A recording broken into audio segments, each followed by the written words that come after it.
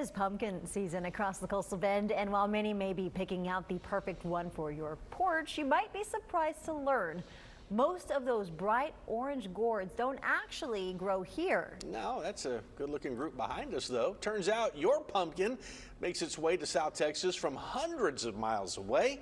Hope Bolin dives into the science behind where these fall favorites come from.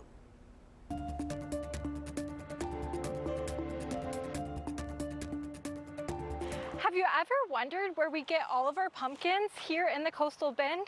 Well, I'm here at Grace United Methodist Church asking that very question. We go through Pumpkins USA, which is a distributor that's based out of New Mexico in the desert there, and they work with the Navajo reservation there to help get jobs for them. Yes, pumpkins are grown in Texas, but according to the Texas A&M AgriLife Extension, 90% are produced in West Texas. What's the difference?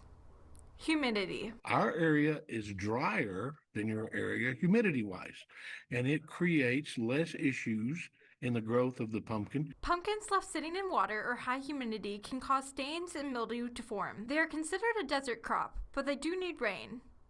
It is a delicate balance. Our rainfall is usually 12 to 16 inches per year. It's not an awful lot.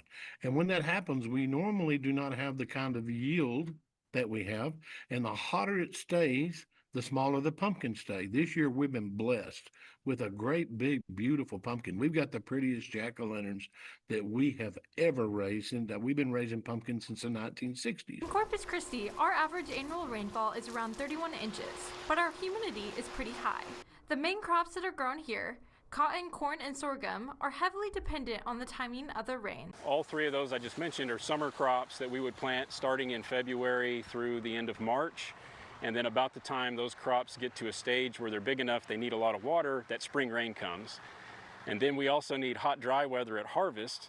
So that typical summer drought is actually a good thing when we're harvesting grain and cotton. Despite the climate, Astor says pumpkins can be grown here. However, he also stresses that this particular crop is quite labor intensive. Everything that we have is harvested by hand, and we have to bring people up from other areas that are willing to bend over and pick those things up, put them in a trailer, and then wash them and then put them down in those boxes. Luckily for us, already harvested pumpkins are readily available at many local churches around the coastal bend.